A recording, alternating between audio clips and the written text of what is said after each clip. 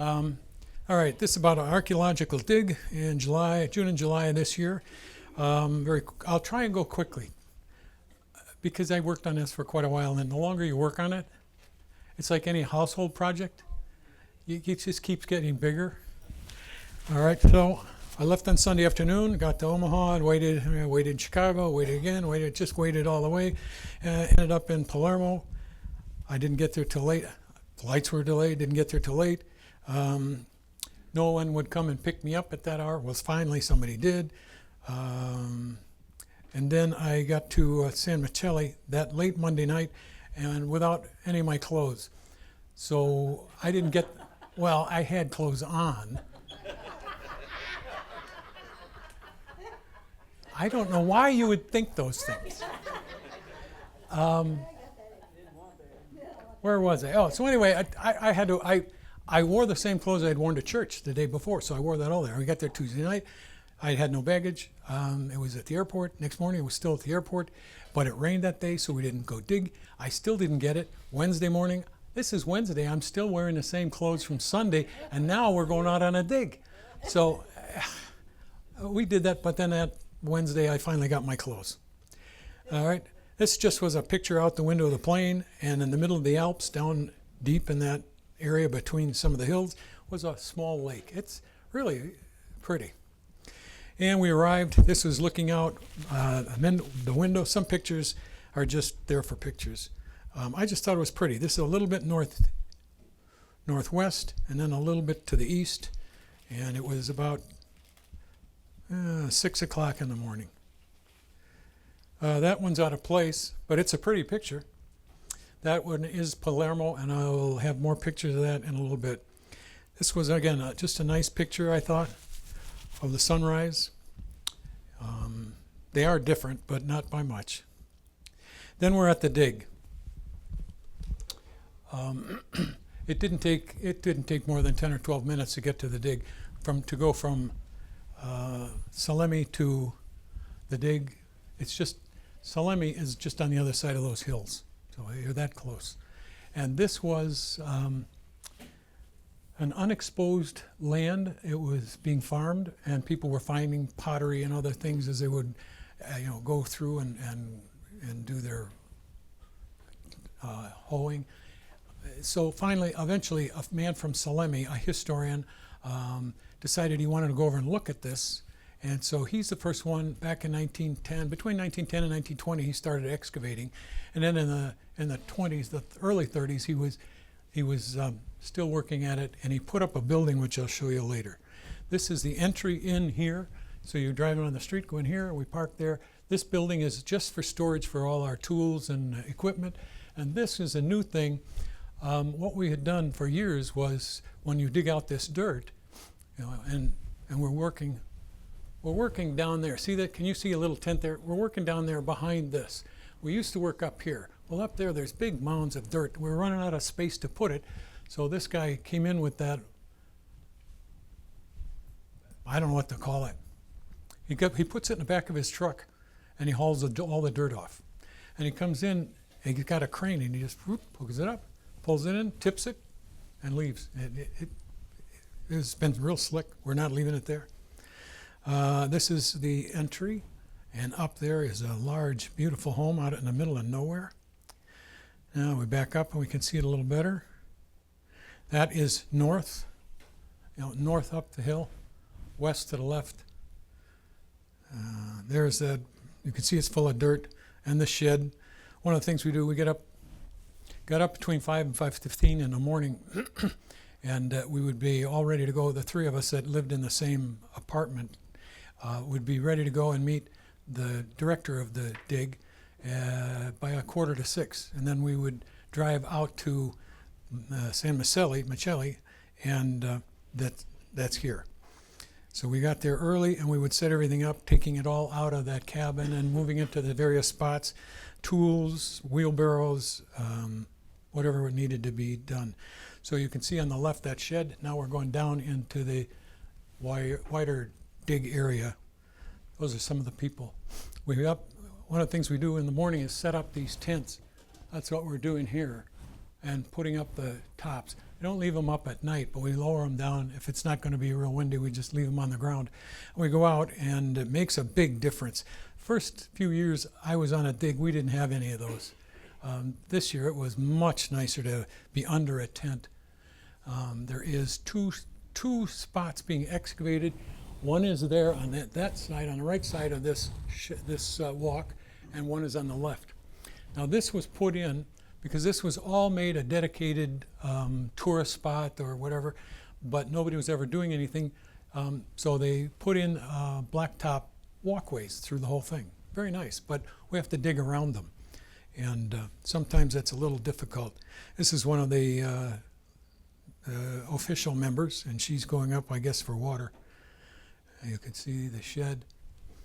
This is Dr. Randy Yonker. He's in charge of everything, and his biggest job was watching around and see if everybody was working. I slipped again. All right, now I told you I think one time about somebody who found a coin in a hole. This is it. This is the woman that did. These two are just watching. She's going to start scraping all this out so we can take pictures. You want to take pictures of everything so you have the depth of things and you can compare them across a square or across squares, if you've got 3 or 4 of them. So we can keep everything related to all the other pieces if we can. So she's digging that out gently. The others are watching. And she's using a brush, if I can see correctly, just to brush things up, and then they're going to put it in a bucket. Yeah, there. So when I first started going on digs, we didn't have buckets. We had goofas. And I think they still do in the Middle East. A goofa would be a tire. And you cut the tire, so you've got 2 half tires. Then you turn them inside out, and you put a handle on them, and they work as a bucket. And you can get them for free. So, but they're a lot heavier than a bucket. So we used those. Bucket was much nicer. There's the hole down, and I don't think you can see it, but the coin is at the bottom. You have to you want pictures of it. See, there it is. Can you see that? This is it right here. It's only about that big. About the size of a dime is what that it would be. So that woman, she got a couple more things out of that pit too. I got nothing. A sore back and dirty hands. So there she is in the purple. It was interesting to me. All of these people are the lead people. They're in charge of a square or they're in charge of the whole thing. The woman with the hat, she is from England. The woman in behind is from Germany. This young woman, you'll see a picture of her later, is from South America. There. Oh, yeah, okay. I was tempted to leave this out, but this is Randy Yonker. We've been friends for about, I think, 22 years. And then this is the woman from South America, England, and he is from Mexico. She and he are students at Andrews University, and they want to get a degree in archaeology. So they had a lot more responsibility than I did. I just dig, move things around. They also had to keep records every day. What university? Andrews University. It's in Berrien Springs, Michigan. It's in the southwest corner, which is where I was, not in Berrien Springs, but nearby in Niles, Michigan for 15 years. And that's when I got to meet Randy, Dr. Yonker. We were talking about, we didn't remember how we met. And I remember he was doing a program in the town I was living in, and I met him, etc., and then ran into him again sometime. And then I got a call from his mother. I thought, well, this is unusual. And she said, she introduced herself, and she said, I'd like to come down and talk to you with my fiance. She said, my son has said that you have a beautiful church, and we wondered if we could get married in your church. I said, well, come down and we'll talk about it. We'll see, and if you like it and I can do it, and we can do it cooperatively, yeah, we can do that. So she came, she and her fiance came down and we visited and talked, and they agreed they could do that, and I would do the wedding. And so we'd had the wedding, and Randy participated. I didn't let him do too much because I'd been in one of his classes. He just talks. I didn't want him doing that at the wedding. So then there's a group called ASOR, A-S-O-R, American Schools of Oriental Research.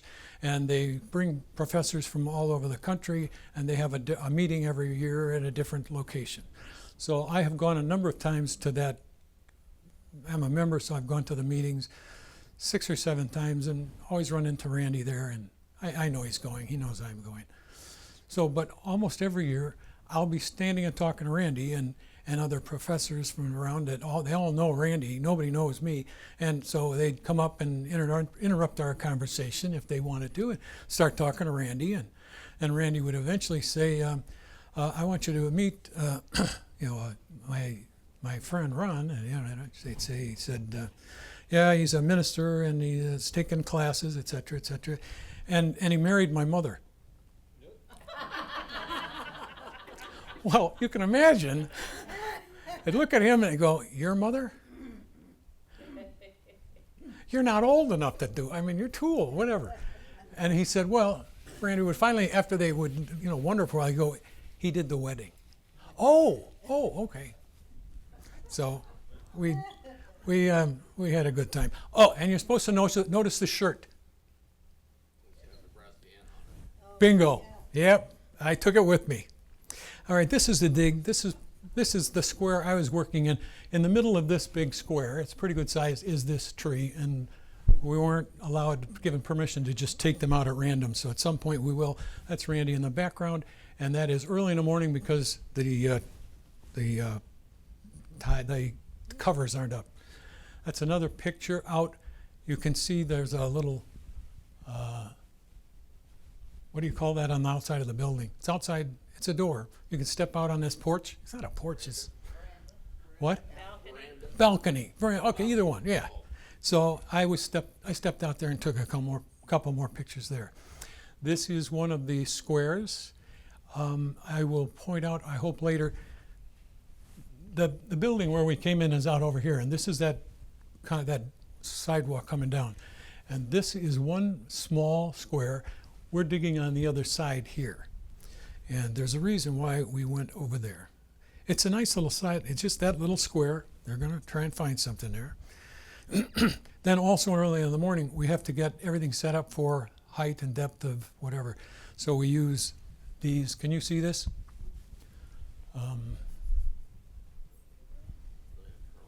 Pardon? Looks like a drone. Is that a drone? That red line? Thank you. That's the word I'm looking for. Yes. I thought if I waited long enough, somebody will say, is that a drone? Thank you. Yes, it is. And the fellow, I think, yeah, that's Randy talking with the guy doing the drone. And they're making some plans. What do you want? What do you want measured? You do that in order to get all the heights and depths and et cetera and lay out plans. So I was at this site 10 years ago. He was there. That was his first time. So he's been there every year since. And now he's doing the drone, and he helps run the whole thing. He does a good job. You can see it. Can you see it up in the sky? He can make that. It's amazing. He can make that hover over the ground just that far and moves it around like that. And then he'll go out over the square, and he'll get a picture at different depths, whatever Randy wants. And it's amazing to watch. It is there in the picture. There's the drone. Can you see it? Okay. All right. This picture is just a throwaway because I thought it was pretty.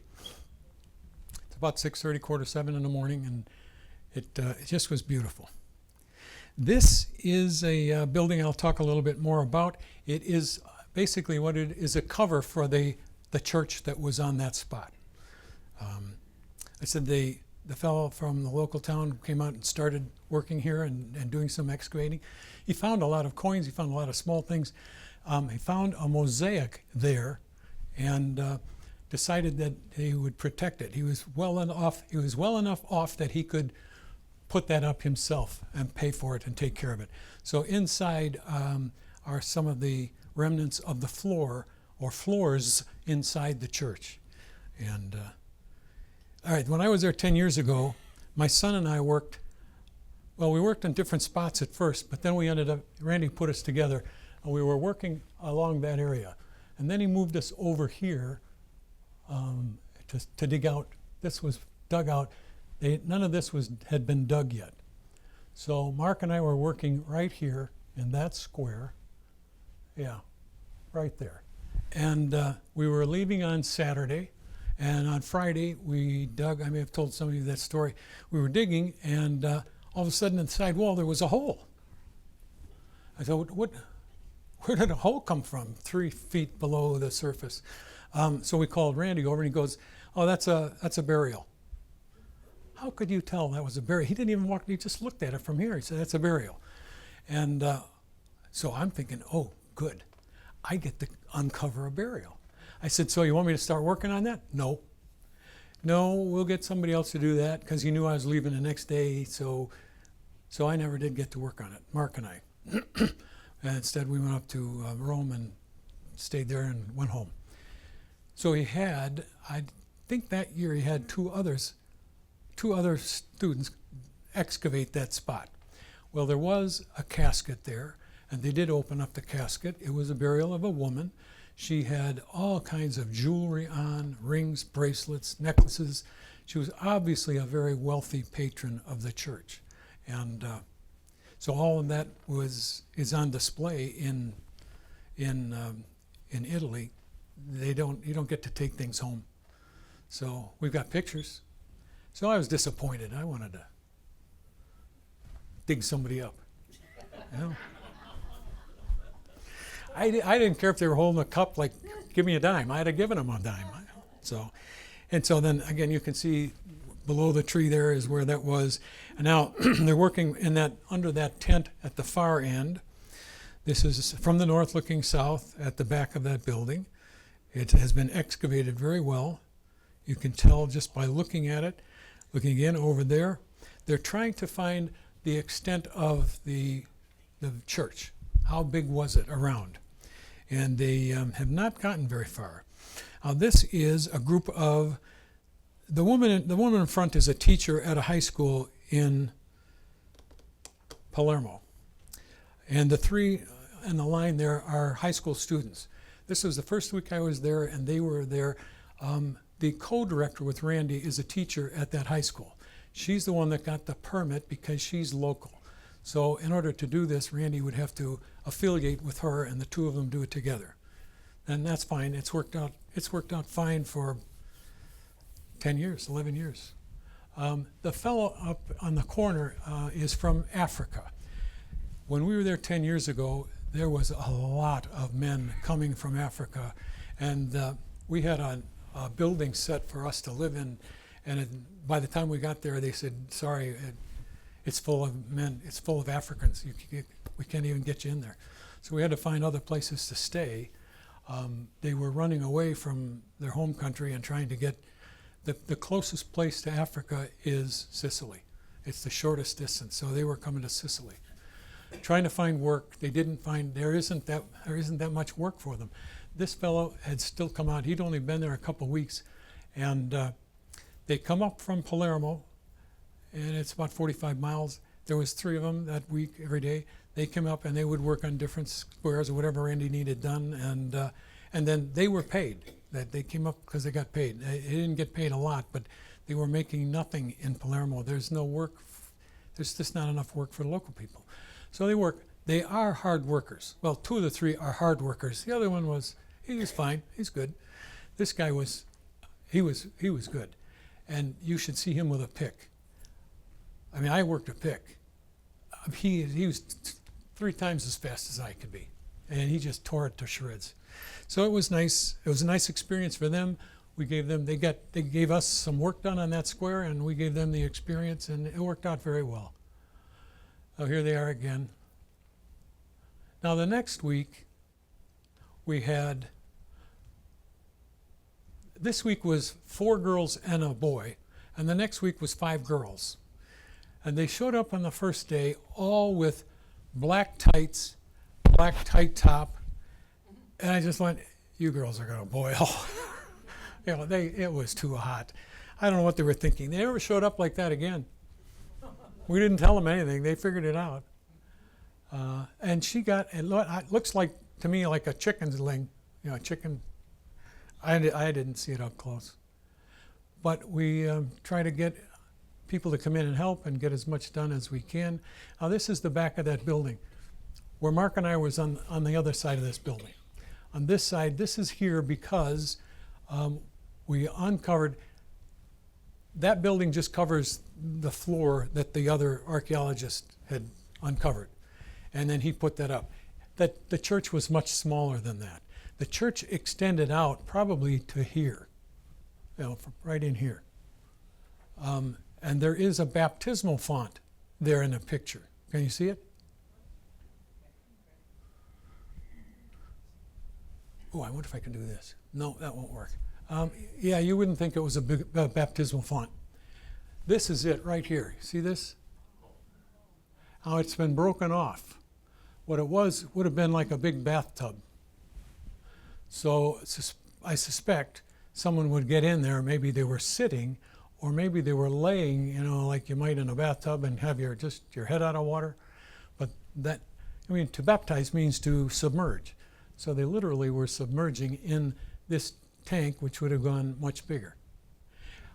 You'd say, well, that's a one-time. No, there is one other one found in northern Italy, a more complete, so we know that was a baptismal font, probably in the 3rd century AD. Now what am I doing? Oh yeah. All right, go on. Is it? It's hard to see. This is the spot that's left, and it would have come out here. I think there's one more. Yeah. Does that help a little better? Okay. Anybody need to be baptized?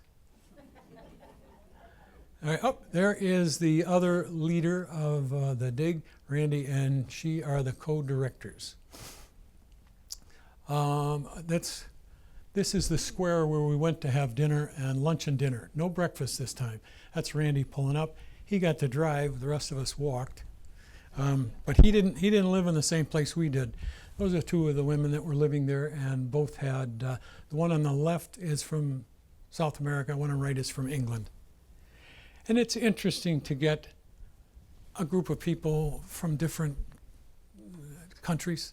And at some point you start to talk about things, and it's good. We ate behind those bushes. Now, if you go back here, if you were to look directly that way, you would see this cathedral. And at one time was huge and quite large. I'm not sure if this was bombed. I don't think so in World War II, but there was bombing around there.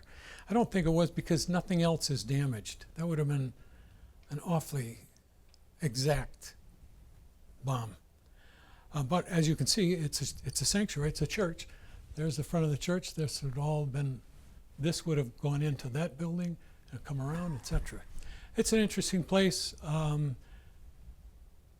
We were there having dinner, and cars started coming in the parking lot there, and people got out and they were going up. There was about 24 of them, and they were going up for a wedding.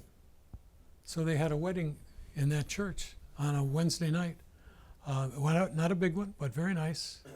How old is that building one? I think it's from the 14th century. Yeah, maybe 15th. Yeah, they are old. It's amazing. It's really kind of beautiful.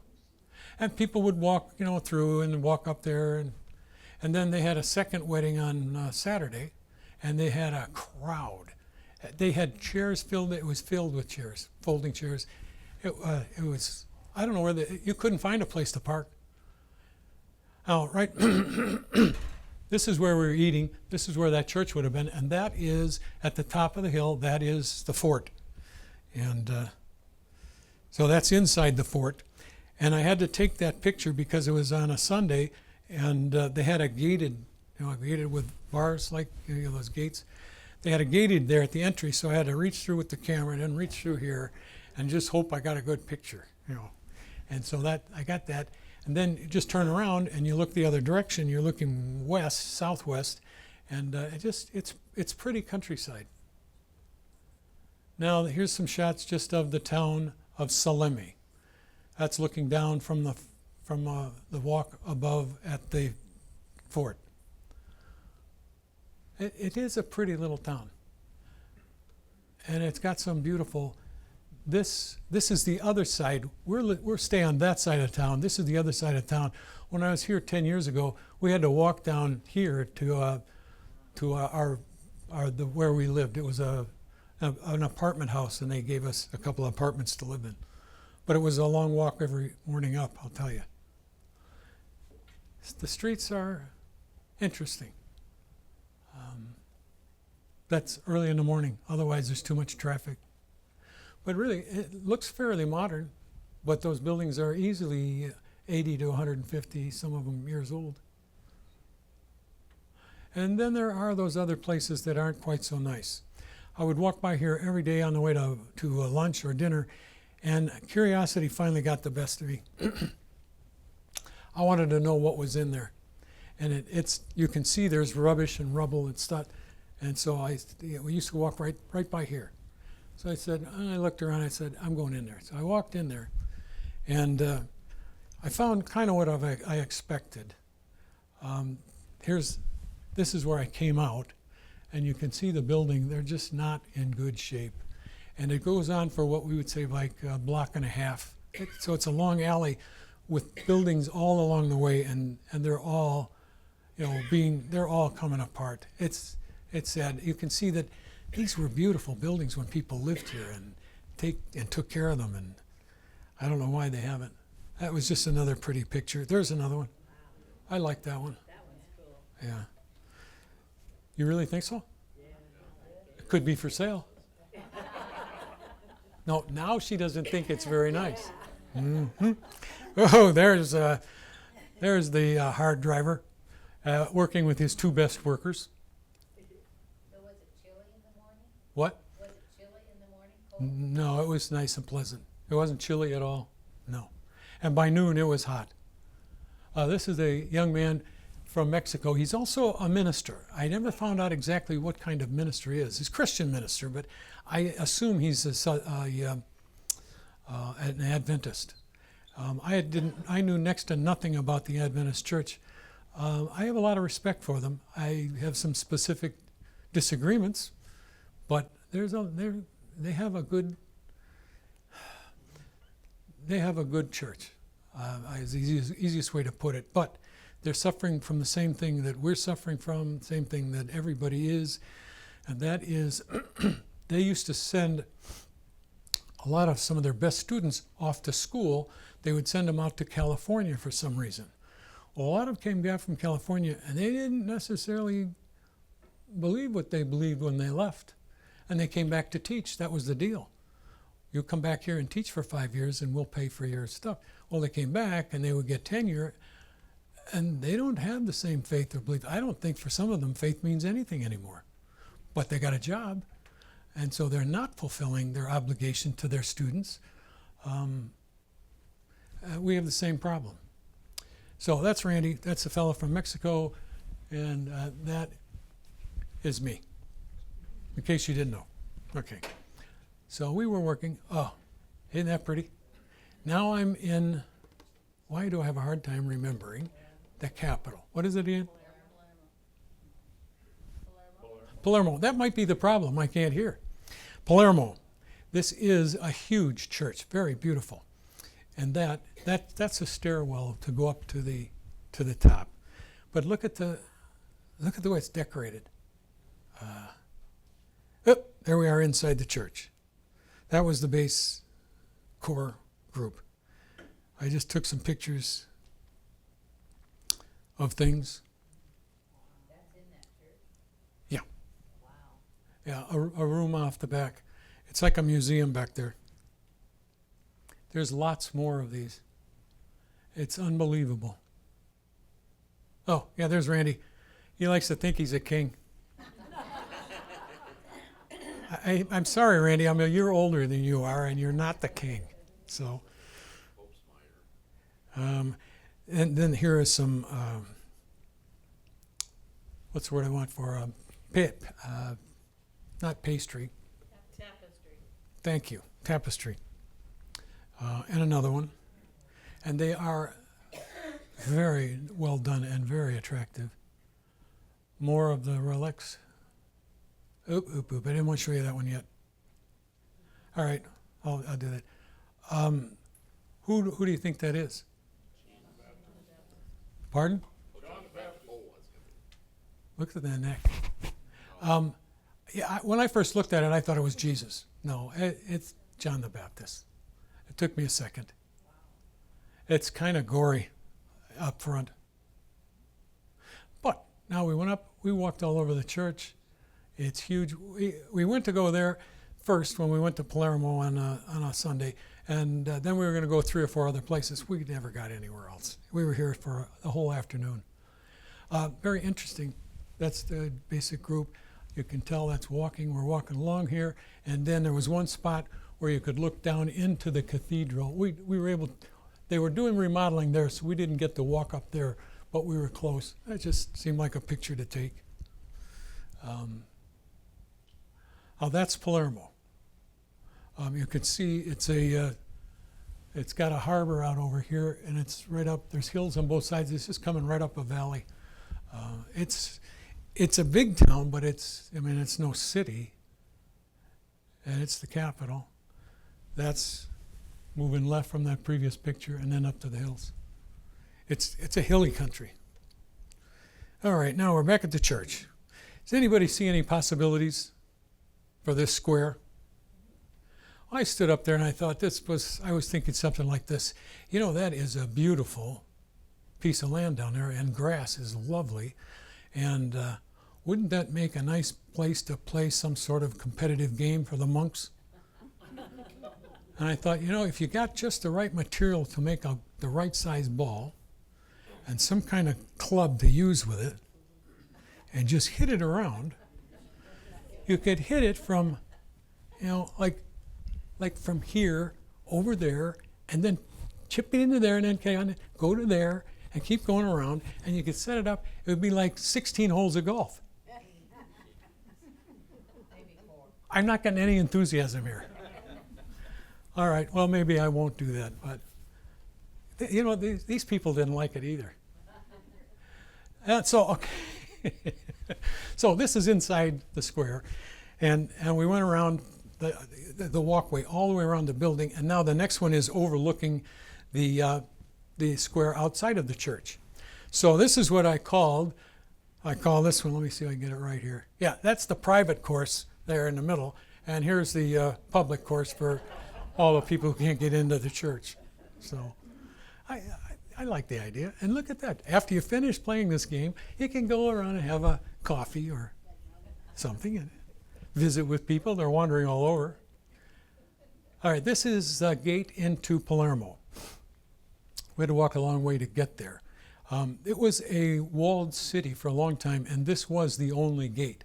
A car can still go through it, but it's a small car. It's a very tight way. All right, that's all I got for Palermo, because we had to take somebody to the airport, and so we got that far and left. Wait a minute, is that the same? Yeah, it's the same. Okay. All right, this is the group again, and having a meal. This is one of the things that I don't appreciate about the Seventh-day Adventists. They don't eat meat. They only eat vegetables or something like it. So I don't like vegetables. I like meat. I didn't have a bite of meat. I didn't even have a sniff of meat, nothing. And I got so tired of lettuce. No dressing, just lettuce. Oh, it was horrible. And I tell her, I'm not eating that stuff. He says, well, go buy your own. All right, I'll eat some. But that was nice. Here we are back. I think we might be coming to the end. This is looking to the north, and you can see where the wall, this gentleman that from 100 years ago put that up, he put a small wall around the whole place. That is on the left there, goes to the west. And in the next picture, they're using a transom, and they are, again, measuring distance and height and depth, and that's the southern wall. And that's the end. So, and, not quite. Not quite, not quite, not quite. There's one more picture. Some of you remember when Molly came, my charming, innocent wife. I took her over here in this room, and I said, you want to shoot pool? No. Let's play ping pong. I said, all right. That's where I ended up. She started firing them over that. She wasn't even looking for the table. So that was it. All right. That's it. Now I'm done. All right. Yeah. You're right. I fell right into that chair.